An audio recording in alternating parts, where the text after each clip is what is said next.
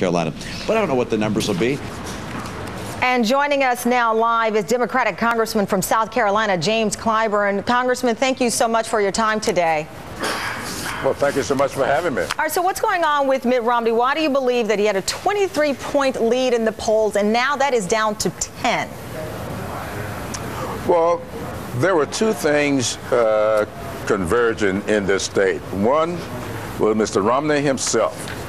He has allowed himself to be separated from the ordinary people. It is one thing to be wealthy. Nobody begrudges him for that. It is another thing to try and make yourself different because of that wealth. And that's what he's done with a lot of his words and phrases. For him to say last night during that debate that he walked the ordinary streets, everybody knows that's not true. For him to say he inherited nothing from his father, that everything he's got, he made it himself, that is absolutely not true. And so people are beginning to say, this guy will say anything in order to get a vote, and he has separated himself from ordinary people. Now you got Newt Gingrich on the other side putting out his tax returns, showing that he may have paid somewhere around 30% income tax on his earnings. And here is a guy with all that wealth and saying he's paid only 15%. So he has separated himself from ordinary people in a way that Newt only had to go halfway. Right. Romney went the other half. Congressman, let me ask you, there was this title of the inevitable nominee. People really believed that it was his game to lose. And then yesterday you had this big day with the results in Iowa changing. Another bad debate when it came to answering, as you pointed out, these financial questions.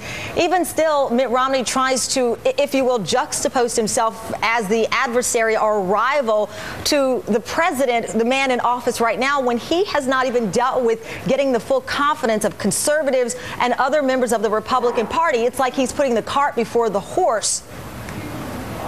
That is absolutely correct. I wondered from day one what kind of candidate would go out, extend him or herself to the other side without ever consolidating his or her own base.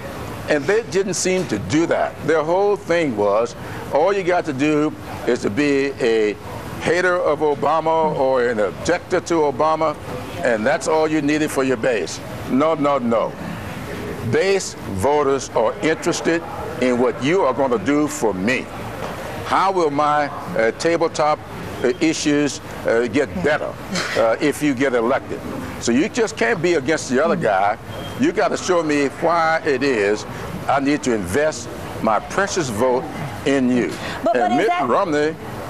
But is that really what I wanted to ask you, but is that really what Newt Gingrich is doing in your home state? I mean, there have been instances all this week where he's referred to the president as this food stamp president. Also, there was this event he was at, and a woman stood up to him and said, or flattered him by saying it was good that he showed Juan Williams his quote-unquote place in all of this. As you well know, there's been a lot of talk about race and how it is, I guess, for some people, fuel for fire, makes them want to get out and vote against this president for whatever reason, or for obvious reasons, I should say. So is it true that you have to put out ideas? Because it seems like what we are seeing, and we saw in that debate last night from Newt Gingrich, he's putting out more fire.